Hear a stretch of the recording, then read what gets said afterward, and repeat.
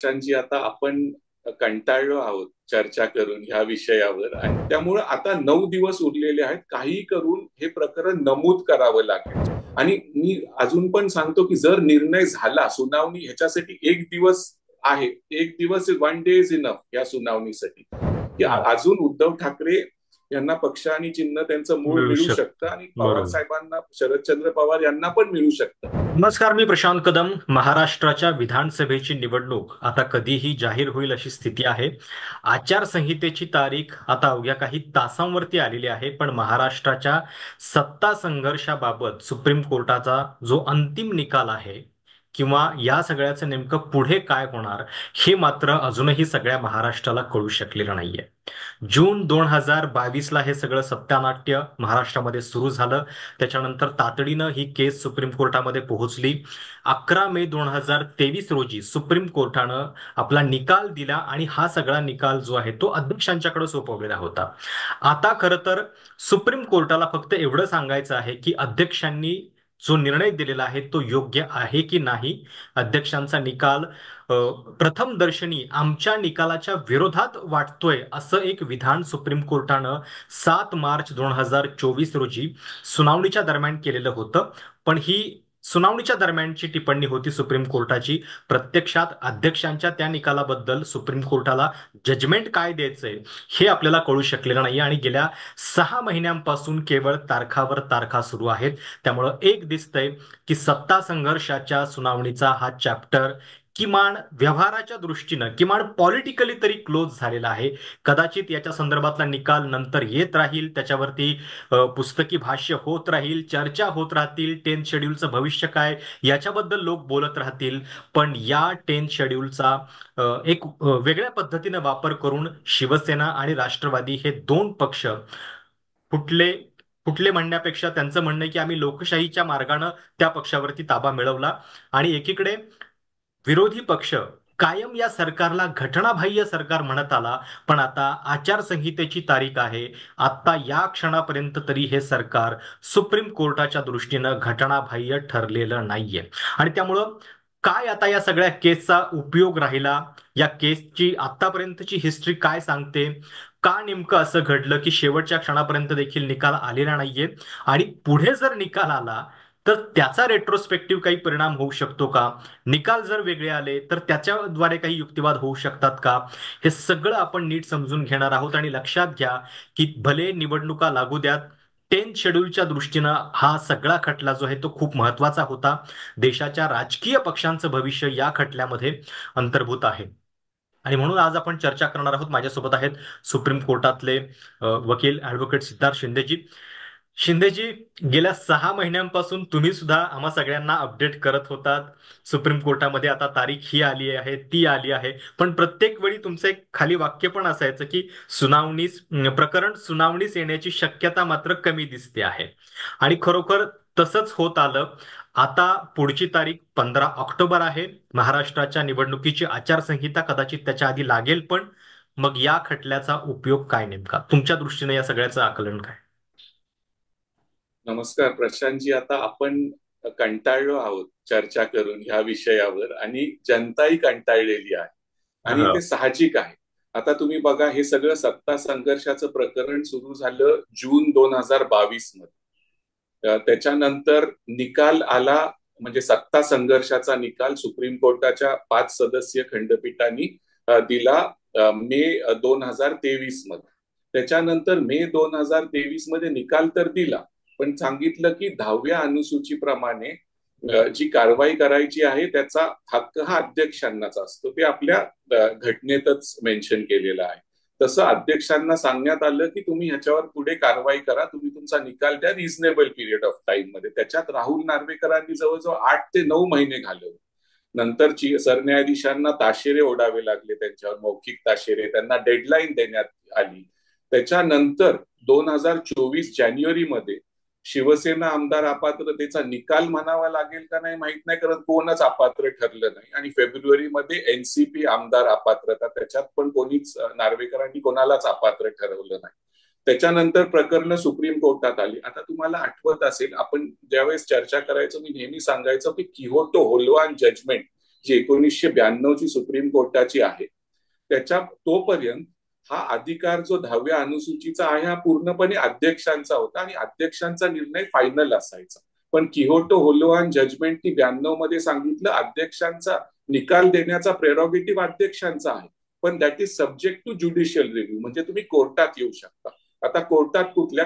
हायकोर्टात तुम्ही जाऊ शकता आणि नंतर सुप्रीम कोर्टात येऊ शकता. त्याप्रमाणे हे आपले शिवसेना एकनाथ शिंदे, भारत गोगावले हे निकालाविरुद्ध हायकोर्टात गेले आणि अनिल भाईदास पाटील अजित पवारांच्या वतीने पण हायकोर्टात गेले. आता सुप्रीम कोर्टात येण्याची पण मुभा आहे. सुप्रीम कोर्टात काहीच होऊ शकलं नाही. ज्यावेळी अध्यक्षांच्या निकालाविरोधात याचिका दाखल झाल्या त्याच्यानंतर सुप्रीम कोर्टात त्याच्याबद्दल काय झालं? नाही, त्यामुळे आता दोन गट जे आहेत ते मूळ पक्ष आता आपल्याला म्हणावे लागतील तसं इलेक्शन कमिशन प्रमाणे ते हायकोर्टात गेले. राज्यघटनेप्रमाणे तुम्हाला हायकोर्टात आधी जावं लागतं, पण याच्यात वेळेची कमतरता होती. सुप्रीम कोर्टात उद्धव बाळासाहेब ठाकरे आणि शरदचंद्र पवार आले. सुप्रीम कोर्टाने आधी असे मॅटर एंटरटेन केलेले आहेत. आता प्रकरण असं झालंय की हे मॅटर हायकोर्टात पण चालू आहेत दोन्ही आणि सुप्रीम कोर्टात पण चालू आहे. तर सुप्रीम कोर्टाने सांगितलं की आम्ही जेव्हा सुनावणी होईल, फायनल सुनावणी, तेव्हा ठरवू की हे प्रकरण इथेच चालेल किंवा हायकोर्टात चालेल. तर आतापर्यंत सुनावणीच झालेली नाही. आता हे प्रकरण बोर्डावर लागत आहेत. तुम्हाला आठवत असेल मागचे 3-4 आठवडे आपण सांगतोय की सुनावणी होऊ शकते, बोर्डावर आहेत प्रकरण. काही कारणास्तव दुसरे प्रकरण आधी जास्त वेळ घेतल्यामुळं हे प्रकरण काही पोचत नाही. आता ह्याचं एकच असतं की जर प्रकरण बोर्डावर असलं आणि ते पोहोचत नसलं तर वकिलांना ते सरन्यायाधीशांसमोर मेन्शन करावं लागतं की हे प्रकरण बोर्डावर आहे, याचं महत्व पटवून द्यावं लागतं आणि सांगावं लागतं की तुम्ही ह्याची एक फिक्स तारीख द्या किंवा हाय ऑन बोर्ड घ्या, म्हणजे ते प्रकरण पोहोचेल. पण ह्या दोन पक्षांकडून काही तो प्रयत्न आतापर्यंत झालेला नाहीये. आता दसऱ्याच्या सुट्ट्या, नवरात्राच्या सुट्ट्या चालू आहेत सुप्रीम कोर्टाला. आता 15 तारखेला 28 आणि 28 क्रमांक .1 वर हे प्रकरण आहेत. शिवसेना आणि राष्ट्रवादी याची शक्यता कमी आहे. नाही, मला एक सांगा फक्त की ज्या क्षणी विधानसभा निवडणुकीची आचारसंहिता लागेल त्या क्षणी या खटल्याचं व्यावहारिक महत्व काय उरतं? समजा आपण असं पकडूयात की सोमवारी आचारसंहिता जाहीर झाली आणि त्याच्यानंतर सुप्रीम कोर्टाची सुनावणी झाली समजा 15 तारखेला, तर या खटल्याचा व्यावहारिक अर्थ काय उरतो? तोपर्यंत तर संपली, म्हणजे कारकीर्द संपली मुख्यमंत्र्यांची. बघ आता कसं झालंय की मुख्यमंत्री हे राहतील शेवटपर्यंत. त्यांची कारकीर्द तुम्हाला म्हणता येणार नाही की आचारसंहिता लागल्यावरच संपली. तर आता मेन प्रॉब्लेम काय आलेला आहे की सरन्यायाधीश रिटायर होत आहेत 10 तारखेला, म्हणजे त्यांचा शेवटचा वर्किंग डे आहे 8 नोव्हेंबर. आणि इफेक्टिव्हली आता त्यांचे तसे 9 दिवसच राहिलेत. जर त्यांनी हे मॅटर ऐकलं तर 9 दिवसात त्यांना ऐकावं लागेल, कारण हे मॅटर लिस्ट होतं मंगळवार, बुधवार आणि गुरुवार. सुट्ट्यात आता 9 दिवस का राहिले? हा, कारण आता सुट्ट्या चालू आहेत आणि 15 तारखेला हे मॅटर लिस्ट झालंय. हे मॅटर ऐकलं जाऊ शकतं मंगळवार, बुधवार किंवा गुरुवारी. आणि आता 3च आठवडे तसे उरलेले आहेत, म्हणजे 9 इफेक्टिव्ह डेज, कारण मध्ये दिवाळीच्या सुट्ट्या आहेत 26 नोव्हेंबर ते 3 ऑक्टोबर. त्यामुळे आता 9 दिवस उरलेले आहेत. काही करून हे प्रकरण नमूद करावं लागेल शिवसेना उद्धव बाळासाहेब ठाकरे आणि एनसीपी शरदचंद्र पवार यांना कोर्टात या 15 तारखेला, की काही तुम्ही ह्याच्यात तारीख द्या, कारण ह्याचं महत्व पटवून द्यावं लागेल. आणि जरी आचारसंहिता लागली तरी डिस्क्वालिफिकेशन कधीपर्यंत होऊ शकतं? विधानसभा भंग होईपर्यंत किंवा नवीन विधानसभा अस्तित्वात येईपर्यंत, म्हणजे 26 नोव्हेंबरला किंवा कार्यकाळ संपेपर्यंत.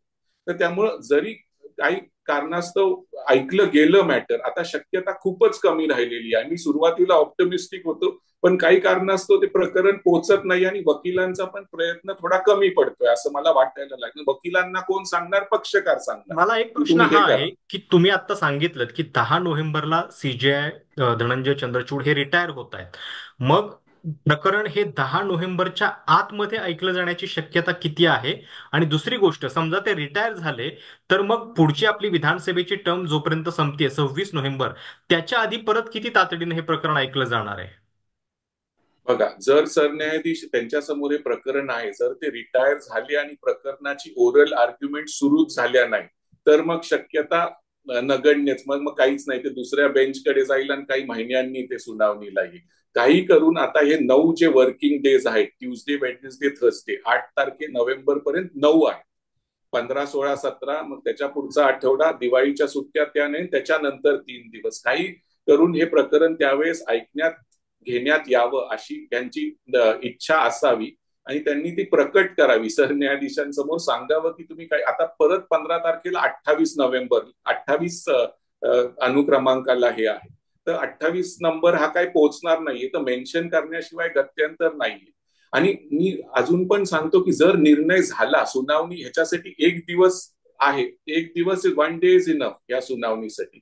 जर सुनावणी झाली आणि त्यांनी जर निकाल, जर सुनावणी सुरू झाली तर त्यांना रिटायर व्हायच्या आत निकाल द्यावाच लागेल. आता ते 3 पॉसिबिलिटीज आहेत निकालाचे. ते म्हणू शकतात की राहुल नार्वेकरांनी जे केलं ते बरोबर आहे, म्हणजे कोणच अपात्र नाही. ते म्हणू शकतात की दोन्ही पक्षाची कुठली तरी एक बाजू माझ्या मते, आमच्या मते अपात्र आहे. किंवा ते म्हणू शकतात नाही, हे प्रकरण आता सुप्रीम कोर्टात नाही, हायकोर्टात पण याचिका प्रलंबित आहेत आणि हे हायकोर्टात वर्ग करण्यात यावं. पण आता शक्यता खूपच कमी राहिलेली आहे. पण जर निकाल आला तर मग, आणि जर कोण अपात्र ठरलं मग त्यांची आमदारकी जाईल, काही दिवसांसाठी जाईल. पुढचं इलेक्शन ते लढू शकतील पण काही दिवसांसाठी जाईल. आता मुख्यमंत्री आणि त्यांच्या पक्षाचे लोकांची अपात्रते ठरवले गेले सुप्रीम कोर्टाकडून, तर साहजिक आहे त्यांचं मुख्यमंत्री पद जाईल. तर पण आता शक्यता आता परत खूप कमी व्हायला लागली. आणि प्रशांतजी, पक्ष आणि चिन्हाचा जो विषय आहे त्याच्यात पण तुम्हाला आठवत असेल की एनसीपी शरदचंद्र पवार यांनी एक ऍप्लिकेशन फाईल केलेलं आहे की अजितदादांना पण विधानसभेच्या वेळेस वेगळं चिन्ह देण्यात यावं, तुर्तास त्यांचं घड्याळ काढण्यात यावं. जसं आम्हाला तुतारी दिली गेली आहे तसं त्यांनाही हे चिन्ह, नवीन चिन्ह देण्यात यावं. तर त्याच्यासाठी पण सुनावणी 15 तारखेला आहे, पण ते अजून लिस्टमध्ये ते मॅटर नाहीये. आता त्याची शक्यता तर खूपच कमी आहे, कारण आचारसंहिता लागेल आणि इलेक्शनला 1च महिना उरलेला आहे. तर नवीन चिन्ह काही सुप्रीम कोर्ट अजितदादांना तुर्तास देणार आपण नाही. हे म्हणू फक्त शकतो की एकच आत्ता आहे. जी ही तात्पुरती चिन्ह आहेत, म्हणजे शिवसेना ठाकरे गटासाठी मशाल आणि शरद पवार गटासाठी तुतारी, ही या निवडणुकीपुरती तरी तात्पुरती कायम राहतील असं तुम्हाला वाटतंय? हो हो, हे तर सुप्रीम कोर्टाने स्पष्ट केलेलं आहे. जोपर्यंत त्यांचा पक्ष आणि चिन्हाबाबतचा मेन निकाल येत नाही तोपर्यंत हे चिन्ह राहतीलच. म्हणजे तुतारी आणि मशाल हे विधानसभेत राहणारच आहे. एनसीपी शरदचंद्र पवारांचा प्रयत्न आहे की त्यांचं चिन्ह म्हणजे घड्याळ अजितदादांचं पण काढून घेण्यात यावं जोपर्यंत मेन निकाल येत नाही, आणि त्यांना पण पर्यायी चिन्ह देण्यात यावं. पण त्याची शक्यता कमी आहे. जर हे लोकसभेनंतर त्यांनी केलं असतं, घाई गडबडीने ऍप्लिकेशन फाईल केलं असतं आणि सुनावणी झाली असती तर वेगळा प्रश्न आहे. पण आता वेळ खूप कमी राहिलेला, आचारसंहिता कधी लागेल आणि काय सुप्रीम कोर्ट ह्याला एंटरटेन करणार नाही. एक होऊ शकतं की सुप्रीम कोर्टाने सांगितलं होतं अजितदादांना की जेव्हा तुम्ही घड्याळ चिन्ह वापराल कुठेही, त्याच्या खाली तुम्ही एक मजकूर लिहायला पाहिजे की हे प्रकरण न्यायप्रविष्ट आहे आणि जोपर्यंत मुख्य निकाल लागत नाही तोपर्यंतच हे चिन्ह माझ्याकडे आहे. ते लिहिताना दिसत नाहीये. तर जर सुप्रीम कोर्ट त्याच्यावर काही रिमार्क त्यांनी पास केले की तुम्हाला हे आमचं जे ऑर्डर्स होते ते तुम्ही फॉलो केलं गेलं पाहिजे, तर ते पण मोठी गोष्ट असेल एनसीपी शरदचंद्र पवार यांच्या दृष्टीने. म्हणजे या इतक्या महत्वाच्या खटल्यासाठी सुप्रीम कोर्टाला वेळ का मिळालेला नसावा? म्हणजे सरन्यायाधीश हे गणपतीची आरती करताना बघितले, त्याच्याबद्दल काही टीका पण झाली. अर्थात ती टीका करावी की नाही, म्हणजे वैयक्तिक श्रद्धेचा भाग आहे, त्याच्यासाठी त्यांनी यावं की नाही. मग याच्या आधीचे सरन्यायाधीश सुद्धा आधीच्या पंतप्रधानांसोबत दिसले होते, अशी राजकीय चर्चा तर भरपूर झाली. आत्ता मी बघत होतो की काल सुद्धा सरन्यायाधीशांचं एक वक्तव्य आहे आणि त्याच्यामध्ये त्यांनी असं म्हटलंय की जशी त्यांची आता निवृत्तीची तारीख जवळ येत चाललेली आहे, तसं त्यांच्या मनामध्ये थोडीशी एक भीती किंवा अस्वस्थता आहे आणि सगळा भूतकाळ त्यांना आठवतोय. त्यांना हे वाटतंय की आपली कारकीर्द जी आहे ती नेमकी ही जनता जी आहे ती कशा पद्धतीनं बघणार आहे. आणि त्यांचं म्हणजे मी वाचून दाखवतो की I find myself pondering over question such as did I achieve everything I set out to do, how will history जज माय टेन्युअर. मग महाराष्ट्रानं त्यांची कारकीर्द कशा पद्धतीनं जज करावी? बघा, ह्या सरन्यायाधीशांना सरन्यायाधीश पद आजकाल सिनियरिटीवर असतं. काही लोकांना 6 महिने मिळतात, 15 दिवस मिळतात, वर्ष मिळतं. ह्या सरन्यायाधीशांना 2 वर्ष मिळालेली आहे. आता त्याच्यात सत्ता संघर्षाचं प्रकरण असेल, तुम्हाला माहित असेल की आता ओबीसी आरक्षणाचा जो विषय आहे आणि आपले लोकल सेल्फ गव्हर्नमेंट, जिल्हा परिषद, महानगरपालिका इलेक्शन, त्याचं पण प्रकरण त्यांच्या खंडपीठासमोर आहे. त्याच्यावर पण तारीखच पडत राहिलेली आहे. त्याच्या आता तर दोन ह्याच्यात अडीच वर्ष आपण काय तारखाच आहेत फक्त. हो, आपण पर्सनल काय म्हणू शकत नाही. पक्ष बरोबर. आणि चिन्हाचं शिवसेनेचं प्रकरण जे आहे फेब्रुवारी 2023चं, त्याच्यामध्ये ऑगस्ट 2023 नंतर सुनावणीच झालेली नाही. ते हो. पण प्रकरण 21 तारखेला लिस्टमध्ये आहे. म्हणजे आता बरोबर. ह्याच्यात कसं झालेलं आहे, सरन्यायाधीशांनी राहुल नार्वेकरांना सांगितलं की उपयोगच काय, तुम्ही निर्णयाला विलंब लावला तर विधानसभा हे भंग होईल किंवा कार्यकाळ संपेल आणि त्याला अर्थ राहत नाही. पण आता सुप्रीम कोर्टाकडून पण जवळजवळ 6-8 महिने विलंब झालेला आहे. आता ह्याच्यात प्रायोरिटीज कसे असतात, वेगवेगळे मॅटर्स ते ऐकत आहेत आणि मोठे मॅटर्स आहेत, कॉन्स्टिट्युशनल मॅटर्स आहेत, काही टॅक्सचे मॅटर्स आहेत. तर त्यांच्या दृष्टीने सगळे मॅटर हे देशाच्या दृष्टीने महत्वाचेच आहेत. महाराष्ट्राच्या दृष्टीने हे प्रकरण खूप महत्वाचं आहे. तर त्यांचा इमेज आता काय असेल, मी तर दिल्लीत असतो, महाराष्ट्रात त्यांच्याबद्दल काय ओपिनियन आहे मी थोडंफार लोकांकडून ऐकतो, सोशल मीडियावर बघतो, ते काय पॉझिटिव्ह नाही. पण त्याच्यासाठी पर्सनली आपण त्यांना लायबल याचं धरू कारण शकत असं नाही. आहे की हा केवळ आता महाराष्ट्रापुरता पण विषय नाहीये. 10th शेड्यूलचं भवितव्य या निकालानं ठरणार आहे. आणि ते ज्या सरन्यायाधीशांच्या काळामध्ये हा सगळा खटला चालला त्यांनीच त्याच्याबद्दलचं अंतिम भाष्य करणं अपेक्षित आहे. जर आता 10 नोव्हेंबरला ते रिटायर होत आहेत, 9च दिवस कामकाजाचे उरलेले आहेत 15 तारखेनंतर, तर याचा अर्थ म्हणजे हे सगळं काम ते अर्धवट सोडून जात आहेत का? कदाचित याच्या संदर्भातला एक अंतिम निकाल भविष्यात लागेल, पण तो कधी 1, 2, 10, 15 वर्षांनी लागेल आपल्याला माहिती नाहीये. पण जेव्हा केव्हा तो लागेल तेव्हा त्याचं एक म्हणजे या देशातल्या राजकीय पक्षाचं भवितव्य ठरणार आहे. पक्षांतर बंदी कायद्याचं भवितव्य त्याच्यात दडलेलं आहे. तर हे त्यांच्याच कारकिर्दीत त्याचा सोक्षमोक्ष लागणं अपेक्षित नव्हतं का? बघा, जेव्हा नवीन मुख्यमंत्री शपथ घेतील 26 नोव्हेंबरला किंवा त्याच्या आत, तेव्हा हे प्रकरण ऑफिशियली तसं संपलेलं संपलं असेल. असेल आमदार अपात्रतेचं. नंतर ते फक्त अकॅडमिक ह्याच्यापुरतं राहील. आणि मग नंतर ह्या दोन पक्षांवर आहे की त्यांना हे प्रकरण पुढे चालू ठेवायचं का नाहीये कोर्टात. कारण वकिलांवर पण खूप पैसा खर्च होतो, पर अपिअरन्स लाखांमध्ये जातात. त्यामुळे पक्षांना पण आता बघायचं, आता काय ह्या पक्षांनी काय ठरवलं असेल की कोर्टाकडून काय वेळ लागतोय, त्यामुळे आपण जनतेसमोरच जाऊ. आणि मला एक जे सांगा. जनता हा. समजा निवडणुकीमध्ये. जनतेमध्ये थोडा आक्रोश आहे, हम्म. जनतेमध्ये आक्रोश आहे हे मला मान्य आहे. पण माझं मत आहे की आता जो तुमचा आक्रोश आहे तो तुम्ही मतपेटी द्वारा तुम्ही तुमच्याकडे आपल्याकडे काय आहे, समजा एक हक्क विधानसभा आहे आपला निवडणुकीमध्ये मतदानाचा. मतं चांगली मिळाली तर त्या जोरावरती ते पुन्हा निवडणूक चिन्ह मागू शकतील का? म्हणजे आपण आता एक असं म्हणूयात की सत्ता संघर्षाच्या निकालाचा तर आता व्यावहारिक परिणाम काही उरलेला नाहीये. तोपर्यंत टर्म संपेल, पण पण निवडणूक चिन्ह अपात्रतेच्या पक्षाबद्दल. निकालाचा. हो. हा. हो. पक्षाबद्दल तर किमान निर्णय होऊ शकतो. म्हणजे राजकीय पक्ष नेमका कोणाचा आहे, शिवसेना कोणाची, याचा फैसला पुढच्या काळात पण होत राहील निवडणुकीनंतर हो. सुद्धा. हो. हा आणि हे गरजेचं आहे ना, हा निर्णय होणं गरजेचं आहे. आणि उद्धव बाळासाहेब ठाकरे आणि शरदचंद्र पवार यांना पाहिजे तो पक्ष, त्यांना वाटतंय की, आणि आहे मूळ पक्ष त्यांचा आहे, काही कारणास्तव इलेक्शन कमिशननी तो दुसऱ्यांना दिलेला आहे. आता त्याच्यात काय आहे, त्यांनी काय सांगितलं, शिवसेनेच्या बाबतीत काय सांगितलं की तुम्ही 2017-18 मध्ये तुमची जी घटना बदल केला पक्षाचा, तो आम्हाला तुम्ही पाठवला नाही. तो एक कारण दिलं. आणि मग त्याच्यात त्यांनी असं ठरवलं की ते टेक्निकल कारण असल्यामुळे ज्याचे आमदार खासदार जास्त आहेत त्यांना पक्ष. आणि राष्ट्रवादीच्या बाबतीत त्यांनी काय सांगितलं की तुम्ही इंटरनल इलेक्शन नीट घेतले नाही. म्हणजे थोडक्यात इलेक्शन कमिशननी काही ना काहीतरी कारण शोधले आणि खासदारांच्या बळावर हे पक्ष त्या त्या लोकांना दिले. आता जर उद्या विधानसभेनंतर हे बदललं आणि एनसीपी शरदचंद्र पवार यांचे आमदार जास्त आले किंवा उद्धव बाळासाहेब ठाकरे यांचे आमदार जास्त आले, तर माझं त्याच्यावर म्हणणं आहे की इलेक्शन कमिशनकडे तुम्ही जाऊ शकता की आमचे आता आमदार जास्त आहेत. पण इलेक्शन कमिशन त्यावेळेस एक तर बसून राहील, त्याच्यावर काहीच करणार नाही, किंवा काय म्हणेल की नाही, ट्रिपल टेस्ट त्याच्यात तुमचे दुसरे पण टेक्निकॅलिटीज होते ते तुम्ही फॉलो केले नाही, तर त्या वेळेसच्या परिस्थितीनुसार त्यांचे आमदार जास्त होते म्हणून आम्ही त्यांना पक्ष दिलेला आहे. तर शेवटी निर्णय हा सुप्रीम कोर्टालाच करावा लागणार आहे. आणि मी अजून पण, मी सुरुवातीला पण तुम्हालाच प्रशांतजी सांगितलं होतं 1 वर्ष 1.25 वर्षापूर्वी की अजून उद्धव ठाकरे यांना पक्ष आणि चिन्ह त्यांचं मूळ मिळू मिळू शकतं शकतं. आणि पवार बरोबर. साहेबांना, शरदचंद्र पवार यांना पण मिळू शकतं. आता त्याचं महत्व कसं आहे ते नंतर पण रेलिव्हेंट राहणारच आहे, ते ह्या इलेक्शन पुरतं नाहीये. आता ठीक आहे, मशाल तुतारीवर तुम्ही इलेक्शन लढलेला आहात, लोकसभा विधानसभा पण तुम्ही लढाल, पण पुढे तुम्हाला ते तुमचा पक्ष, मूळ पक्ष आणि चिन्ह तर पाहिजे आहेच. तर बरोबर. त्याच्यामुळे नाही, सुप्रीम कोर्टाला तो निर्णय घ्यावा लागेल. तो बरोबर. पुढच्या वर्षी होऊ शकतो. नाही, आणि मला ज्यावेळी काय, ते हा माझं काय निर्णय म्हणणं आहे घेतील, की म्हणजे आपण, जसं तुम्ही म्हणताय की शिवसेनेचं मूळ धनुष्यबाण हे चिन्ह ठाकरेंना परत मिळू शकतं, नाव मिळू शकतं, पक्ष मिळू शकेल. शरद पवारांच्या बाबतीत पण कदाचित तेच होईल.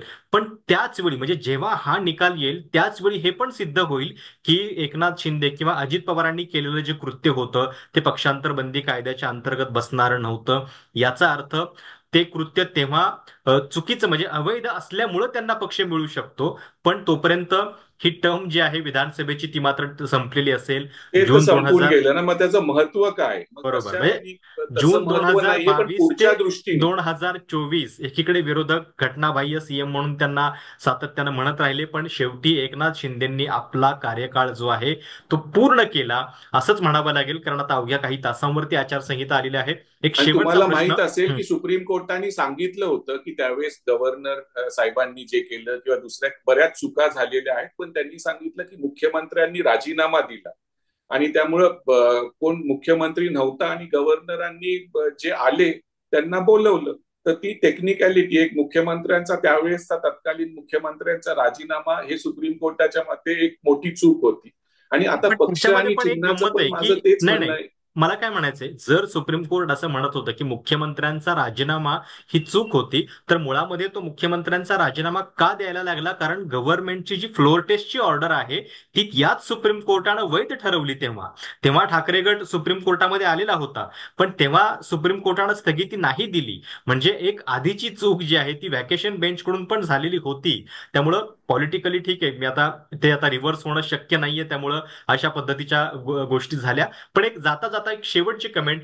या सत्ता नाही, पण संघर्षानं सामोरं जाऊ शकत होते ना ते फ्लोर हम्म, टेस्टला, जरी नाही, पण हरले त्याच्या असते आधी फ्लोर एक टेस्ट तर लिगली वेगळं. म्हणजे जर तुम्ही लिगली प्रश्नचिन्ह उपस्थित करताय तर एक लिगली गोष्ट तुमच्याकडनं आधी पण झालेली आहे ना, की ज्या गव्हर्नरवरती तुम्ही इतके ताशेरे ओढले, त्याचं काम सगळं चुकीचं झालं असं म्हटलात, त्याच गव्हर्नरची फ्लोर टेस्टची ऑर्डर मात्र वैध ठरली या सगळ्यात.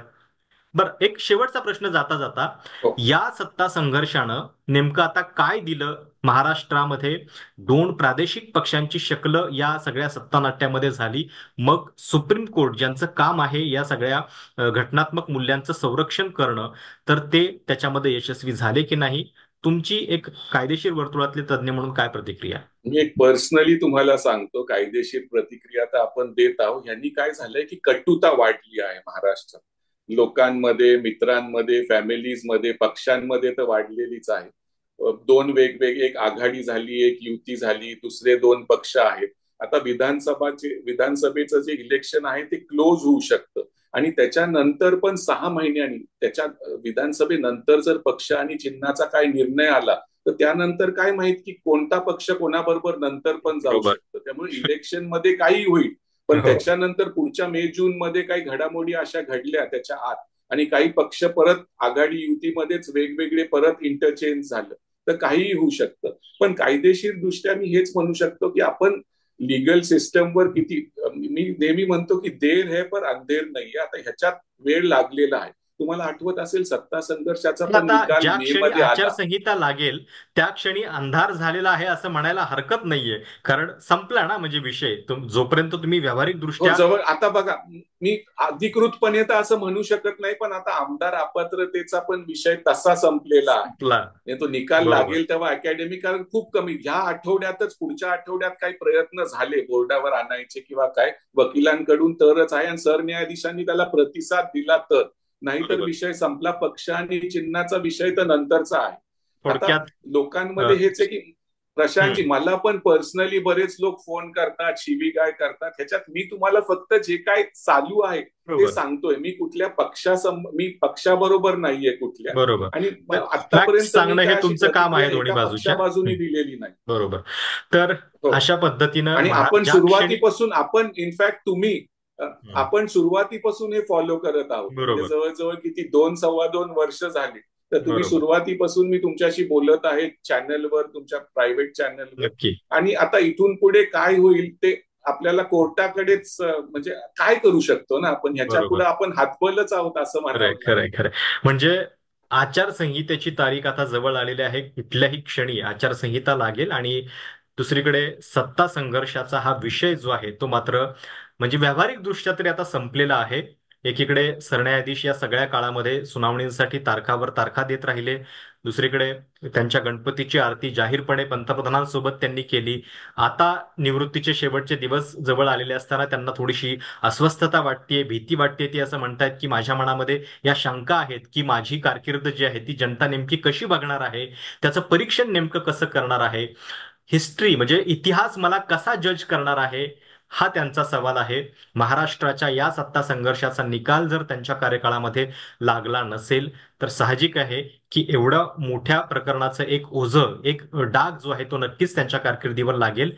तुम्हाला या सगळ्याबद्दल नेमकं काय वाटतंय? तुम्ही धनंजय चंद्रचूड यांची कारकीर्द कशा पद्धतीनं जज करता? आणि सत्ता संघर्षाच्या या निकालातला म्हणजे व्यावहारिक अर्थ तर आता संपलेला आहे. निवडणुकीनंतर पुढे काय होतंय, चिन्ह कुणाला मिळतंय, हे आपल्याला परत बघावंच लागेल. पण तुमच्या या सगळ्याबद्दलच्या प्रतिक्रिया कळवायला विसरू नका. सिद्धार्थजी, अ, तुम्ही वेळ दिला त्याच्याबद्दल धन्यवाद. आणि एक सत्ता संघर्षाचं एक मॅरेथॉन प्रकरण अगदी 2 वर्षांपासून हो. तुम्ही सगळ्या महाराष्ट्राला समजवत आहात. अ, आता बघूयात की किती काळ उरलाय, काय नेमकं उरलंय. पण या सगळ्याबद्दल धन्यवाद. ही मुलाखत तुम्हाला कशी वाटली कमेंट्समध्ये आवर्जून कळवा. धन्यवाद.